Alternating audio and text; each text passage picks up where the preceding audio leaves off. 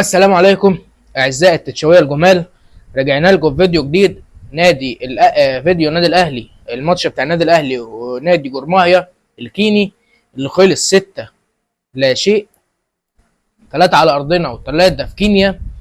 عشان نبدا الماتش، بس قبل ما نبدا ما تنساش اللايك والشير وسبسكرايب وتصلي على النبي وتوحد الله. وانا اسف لو صوتي مغلوش شويه، بس انا تعبان جدا، بس برضه قلت اصور يعني.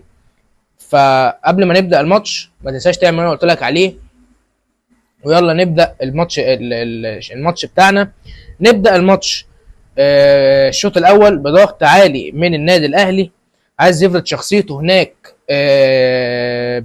نبدا باللوجو.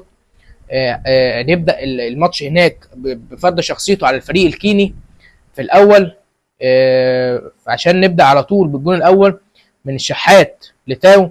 الشحات عشان يعرض عرضيه ربيعه ويسجل الهدف الاول، عشان بعد ما يستنوا ويجوا الكوره بالدفاع يضغط الاهلي عشان يجيبها بيرسي تاو ويسجل الهدف الثاني على طول.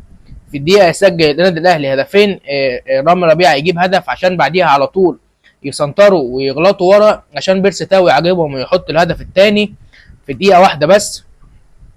وبعديها في الدقيقه يسجل هدفين عشان يدنوا الاهلي مسيطر على المباراه بالطول وبالعرض، وهجمات ضايعه كتير وقوي من كل اللاعبين وبالتخصص وسام ابو علي، عشان ما نشوفش جورماهيا غير اخر 7 دقائق بس بيهاجموا.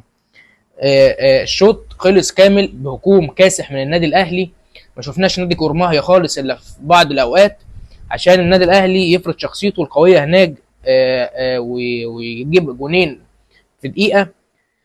عشان نبدا الشوط الثاني هجوم من جورماهيا على الاهلي، عشان الاهلي يعرف يفك الضغط ده ويمسك الماتش تاني، عشان يسجل الهدف الثالث في الدقيقه 73 من بيرسي تاو بتألق كبير من طاهر.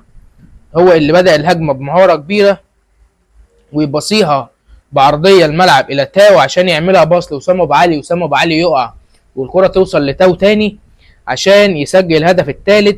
بس طاهر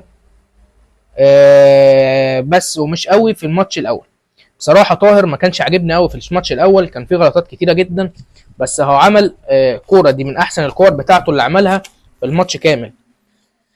وكده يبقى خلصنا الماتش الاول، وانا بسميه الشوط الاول بصراحه لان هو بنسميها شوط هنا وشوط هنا، مش ماتش هنا وماتش هنا. عشان نبدا الشوط الاول في الماتش بتاع اللي على ارضنا بحماس عالي من فريق جورماهيا الكيني على النادي الاهلي حوالي ربع ساعه، وبعدها الاهلي عرف يحتوي الحماس اللي كان فيه نادي جورماهيا، عشان بعدها يمرر يمسك كوره ويهاجم. عشان نشوف الجول الاول من رامي ربيعه، الثاني من عرضيه يحيى عطيه الله. الشحات بصاها، لا يحيى عطيه الله يبصها للشحات عشان الشحات يبصها له تاني من الكورنر عشان يرفعها على راس رامي ربيعه، ورامي ربيعه يسجل الهدف الاول عشان يبقى ثالث ماتش يسجل فيه رامي ربيعه على التوالي.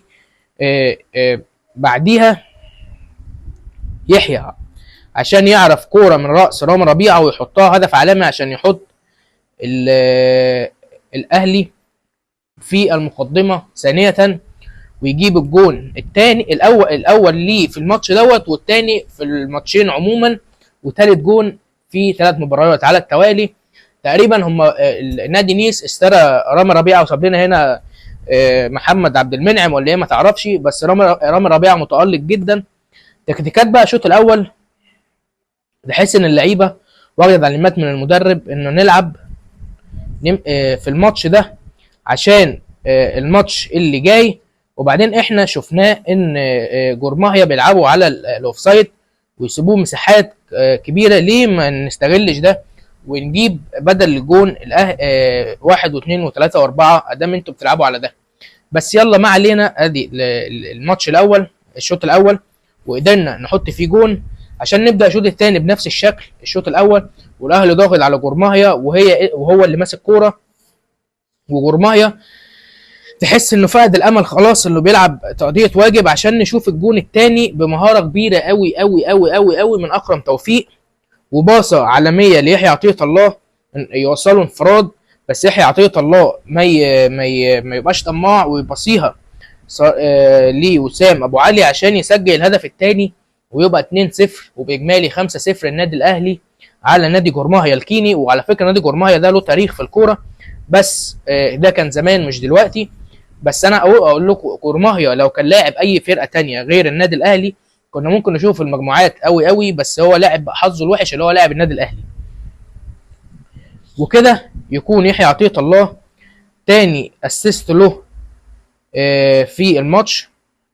وانا اشوف ان ضربه جزاء لرضا سليم وعرقله في الدقيقه 80 من الحارس بس مش هتتحسب طول الشوط الثاني. والاهلي يعني انا بحب اتكلم على ضربه الجزاء ديت، انا شايفها ضربه جزاء صحيحه بنسبه 100%، بس الحارس ما رضيش الحكم ما رضيش يحسبها.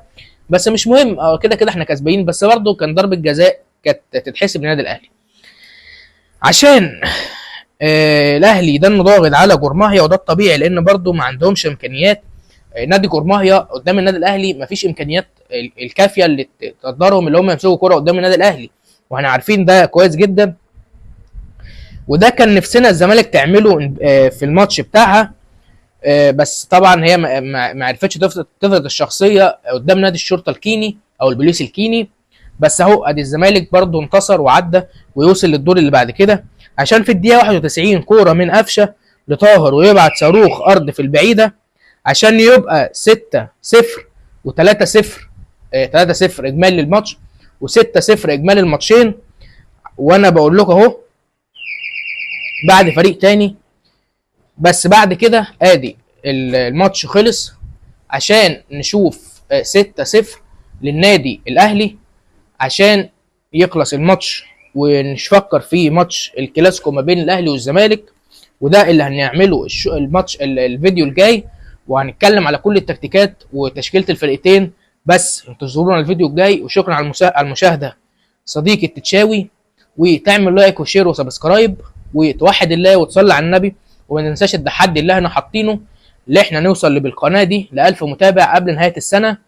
وانا عارف ان انتوا تقدروا تعملوها ونوصل 1000 اخ واخت على اليوتيوب. وسلام.